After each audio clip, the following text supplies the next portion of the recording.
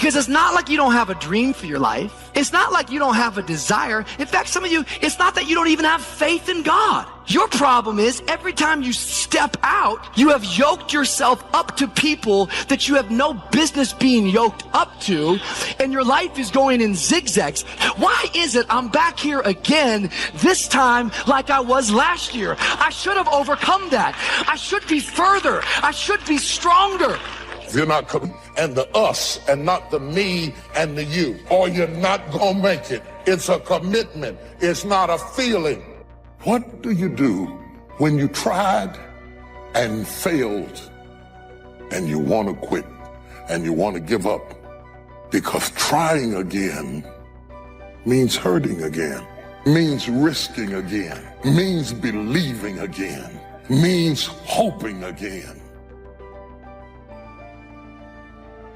Sometimes you can be blessed and be unhappy because even though things are going right, they're not going according to what you had believed and expected, and you know that something is missing out of your life. What do you do when something is missing out of your life and the things that replaced it do not compensate for what you lost? I've always been told how average I can be. Always been criticized about being average. But I want to tell you something. I stand here before you, not listening to those words, but telling myself every single day to shoot for the stars, to be the best that I can be. Good enough isn't good enough if it can be better, and better isn't good enough if it can be best. Turn your wounds into wisdom. You will be wounded many times in your life. You'll make mistakes. Some people will call them failures. But I have learned that failure is really God's way of saying, excuse me, you're moving in the wrong direction. Other than death, all failure is psychological. Other than death, all failure is psychological. Think about that. If you aren't dead, then it's just psychological. Does not mean that you won't lose some battles, because you will. We all will. But it does mean that as long as you don't surrender, as long as you don't give up, as long as you don't quit, then you haven't failed. It just means you've made a temporary tactical retreat, a brief withdrawal, so that you can regroup and reattack. If you get beat, unless you're dead, you are not defeated. And you have not failed. What you've done is you've learned. You've gained experience. And you're still alive. So get up and go get after it. We all live in this bubble. What you got to do to get the life that God wants you to have, you got to put more air in your bubble. You got to blow your bubble up. Expand yourself. Take yourself out your comfort zone. Put some more air in your bubble. If you stay in your comfort zone, that's where you will fail. You will fail in your comfort zone. Success is not a comfortable procedure. It is a very uncomfortable thing to attempt. So you got to get comfortable being uncomfortable if you ever want to be successful. People say you have to have a lot of passion for what you're doing, and it's totally true. And the reason is because it's so hard that if you don't, any rational person would give up.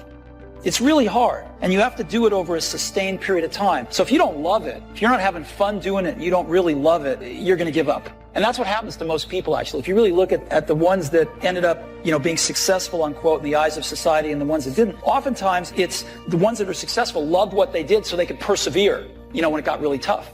And the ones that didn't love it quit. So it's a lot of hard work, and it's a lot of worrying constantly. If you don't love it, you're going to fail. So you got to love it. You got to have passion. If you think ordinary's cool, ain't no problem. It's some really wonderful ordinary people. But if you are sitting in this room and you have extraordinary aspirations, then you're going to have to do extra. You put extra on top of ordinary and you come up with extraordinary. It's no other way. But here's the fact. All of you have extraordinary capabilities. All of you. You have to decide if you are willing to do the things to put you in that category. Rich people don't sleep 8 hours a day. That's a third of your life. He who loves to sleep and the folding of hands, poverty will set upon you like a thief in the night. You don't have to live worried, focused on the problems, wondering why it happened. You know a secret. You have favor in the storm. You know what was meant for harm, he's turning to your advantage. Here's the key. The enemy wouldn't be fighting you if you weren't a threat. So get ready. Favor is about to turn things around. Favor is about to catapult you to a new level. Favor is not going to keep you from the storm, but favor will bring you out of the storm. We don't understand everything that happens. Sometimes life is not fair, but you have to trust that God knows what he's doing. This thing called life. You just don't know what the next moment will bring. But here's what I do know, and I want you to know. You have comeback power. When something happens to you, don't buy into what has happened to you. Buy into, I'm getting up out of here. I'm going to change this situation. This does not work for me, and I don't have the luxury of being depressed and angry. I need to clear my head. This is no time to do something stupid, like hurt yourself. No. So get serious about your goals, business goals, financial independence goals, family goals. I mean, there's so many things to work on this. And if you don't get busy and work on it, sure enough, the time will pass. And sure enough, 5 years from now, you'll wind up where you don't want to be, wearing what you don't want to wear, driving what you don't want to drive, being what you don't want to be. Now's the time to fix it. Your goals are affecting you, whatever they are. Your goals affect your attitude, personality. All day long, we're being affected by our goals. You got to clear your head so that the decision that you make represents the best in you. People who don't stop to clear their heads, they react. They don't respond. Be still and know that you're going to get through this. You're going to get through this. And you don't want to be radical. You don't want to be erratic. Just be still and know I'm going to get through this. You got to assure yourself. You have to encourage yourself. You have to clear your mind. Your better future is a dream. Where do you want to go? What do you want to do? What do you want to be? What do you want to see? You've got to dream dreams. Without dreams and visions, people perish. You've got to have something to go for. Take the crumbs from starving soldiers, they won't die. Take the bread from hungry children, they won't cry. But without dreams, we all will die. You've got to dream. Don't lose your dream. Becoming something unique on your journey here, don't lose your dream. That's long-range goals.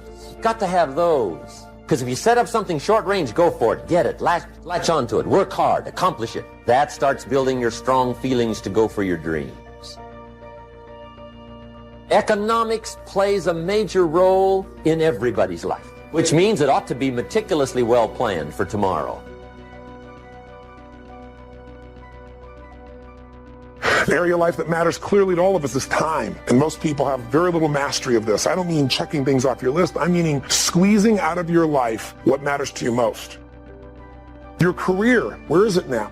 And where are you financially compared to where you want to be? And especially with some of the changes that have happened in the economies around the world. And then finally, where are you in your level of sense of meaning, of contribution, and your sense of celebration in life? These are the areas that really matter most. Sit down and define what this looks like for you today. And invariably what we find out is almost everybody has some gaps. Gaps between where you are and where you want to be. And even if you've done incredibly well, I mean, I deal with some of the most successful people in the world, they're usually still happy in their life because they're hungry. They haven't lost that drive that says, look, what makes me feel alive is to know I'm growing. You know, if my life's going to get better, I got to get better. I can't just hope it. And if my life is going to be rich emotionally, it's got to be expanding. And they know that. If you work your tail off at work to take care of your family and be the best at what you can do, your career's going really well. Isn't that the nature of human beings? To me, successful is getting to the point where you are absolutely comfortable with yourself. It does not matter how many things you have acquired. The ability to learn to say no and not to feel guilty about it, to me, is about the greatest success I have achieved. The fact that I have, in the public side, done whatever, it's all a part of a process for growing for me. But to me, to have the kind of internal strength and internal courage it takes to say, no, I will not let you treat me this way, is what success is all about. I will not be treated this way. I demand only the best for myself. We tend to focus on things we feel confident in, we know what to do in, and the other stuff we kind of hope it all comes together and try not to think about it too much, but it all affects us. You got to start with what it is you really, truly want now. You got to start with that end in mind. And then once you understand there is a gap between where you are and where you want to be, here's all we do. We believe that the most powerful way to change anything is total immersion. It is because of the uniqueness of the challenges that confront you are so unique to you that you feel like I'm up against it all by myself. There are moments in our lives that we feel completely alone.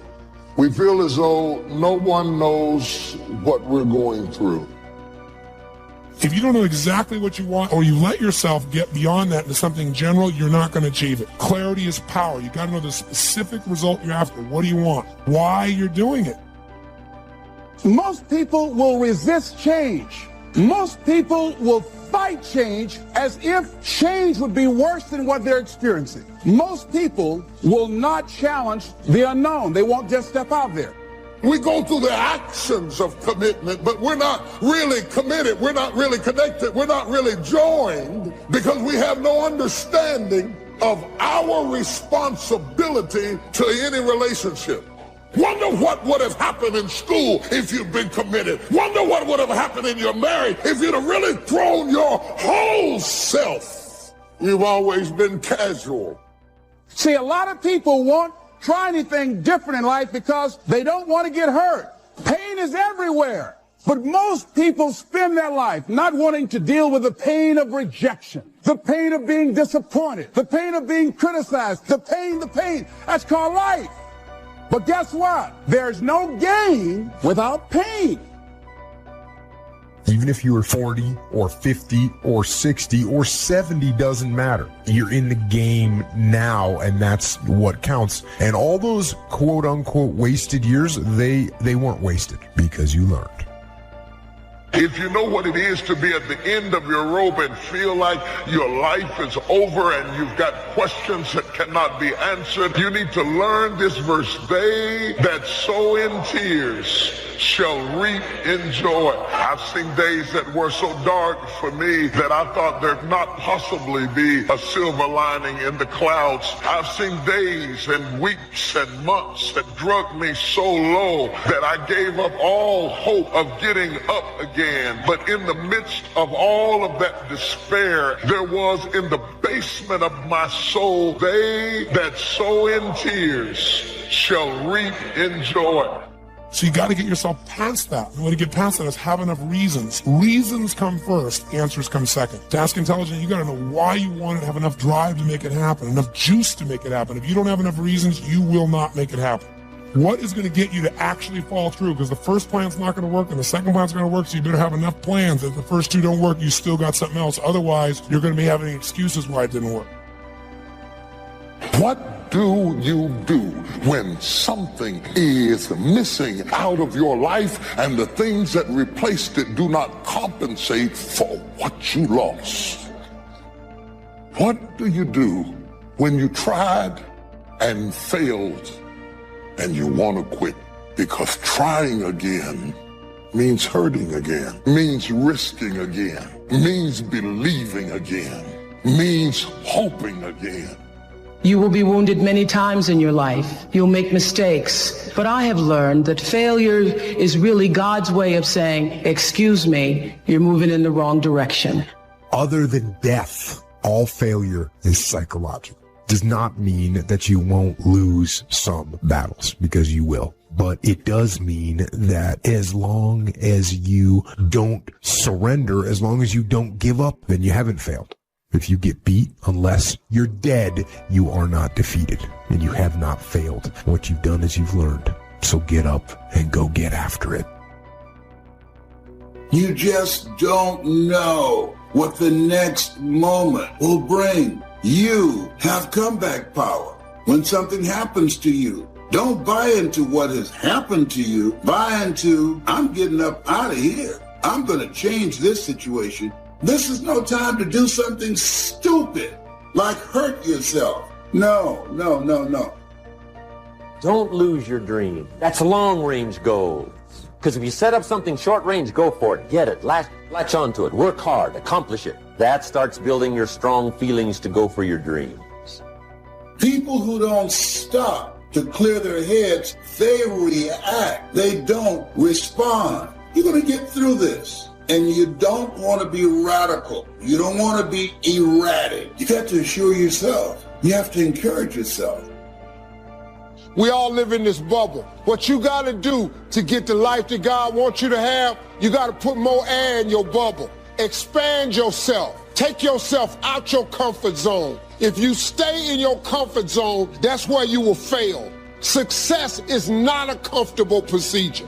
It is a very uncomfortable thing to attempt. So you got to get comfortable being uncomfortable if you ever want to be successful. As long as God wakes you up, that means he ain't through with you yet. You got a shot to correct it and get it right. And he kept waking me up. So I figured, okay, God wakes you up.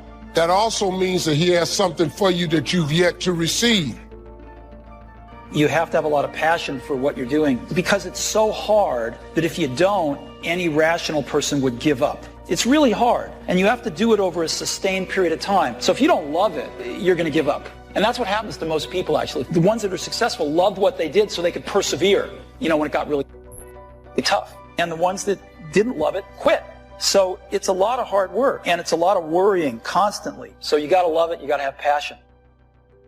If you think ordinary's cool, ain't no problem. It's some really wonderful ordinary people. But here's the fact. All of you have extraordinary capabilities. All of you. You have to decide if you are willing to do the things to put you in that category. Rich people don't sleep 8 hours a day.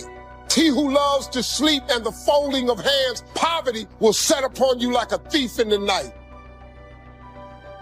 Better have a valued goal, because otherwise you can't get any positive motivation. And so the more valuable the goal, the more the micro processes associated with that goal start to take on a positive charge. Well, you get up in the morning and you're excited about the day. You're ready to go. What you do is you specify your long-term ideal. You want to specify goals that make you say, if that could happen as a consequence of my efforts, it would clearly be worthwhile. The question always is, why do something?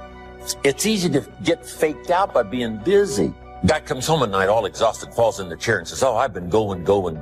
Here's the big question. Doing what? It's not the going.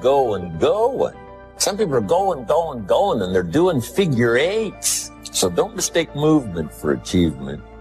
The next question might be, well, where should you look for worthwhile things? You need a family. You need friends. You don't need to have all these things, but you better have most of them. Family, friends, career, educational goals, etc. That's what life is about. And if you don't have any of those things, then all you've got left is misery and suffering. So that's a bad deal for you. If you can't be good company to yourself, you can't be good company with anybody else. I heard a song called I'm Lonely Whenever You Are Around. Have you ever had that kind of experience? Yes, you have. You can be lonely in the middle of a crowd, alone in your thoughts, people surrounding you, and you're lonely because you have a different kind of mindset. The energy is different, and your mind is in another place. There are people that are lonely who are living together. Unfortunately, there are people who are not handling it well. Don't just focus on how dramatic the change is. Focus on the area that's beneficial to you. Focus on what is it that you have going for you to negotiate the change. And so in this time where we are, that everybody would recognize that dramatic change has taken place. And many people are stressed out. Many people are frightened. Many people are confused and don't have a clue on what to do and feel overwhelmed. And so say to yourself, I am free to create a new life for myself. I'm aware of the fact that I have the ability to make my life recession-proof. Right now, I am my boss. Who it is that you're trying to be, you aim at that, and then you use everything you learn as a means of building that person that you want to be. And that's fine, except you'll fail all the time then. You just won't know it until you've failed so badly that you're done. And that can easily happen by the time you're 40. I would recommend that you don't let that happen. Okay, so once you get your goal structure set up, you think, okay, if I could have this life, looks like that might be worth living. Anxiety-provoking and threatening, and there's going to be some suffering and loss involved and all of that. The goal is to have a vision for your life. Then you turn down to the micro routines. It's like, okay, well, this is what I'm aiming for. How does that instantiate itself day to day, week to week, month to month?